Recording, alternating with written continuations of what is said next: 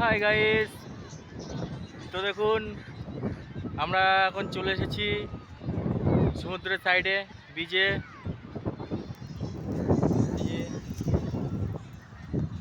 ওই যে সুপল আছে সঙ্গে, আমার ভাই পশু হ্যালো গাইস, কেমন আছেন আপনারা?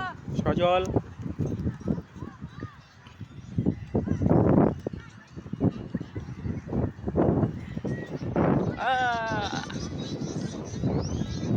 তো এখানে এসেছিলাম কাজের জন্য। এসে শুনি এখানে একটা বড় বীজ রয়েছে, সবাই আসে। এরা আগে এসছে, আমার থেকে অনেক আগে এসছে, 1 মাস আগে এসছে। আমি তো এইখানে এসছি আর কি। তো এরা আগেও এসেছে অনেকবার, অনেক স্নান টান করেছে বিচে। তো বললো যে কাকা চল। তো আজকে সানডে আছে, রবিবার হাফবেলা ডিউটি ছিল, ডিউটি করে বিচে চলে এসেছি।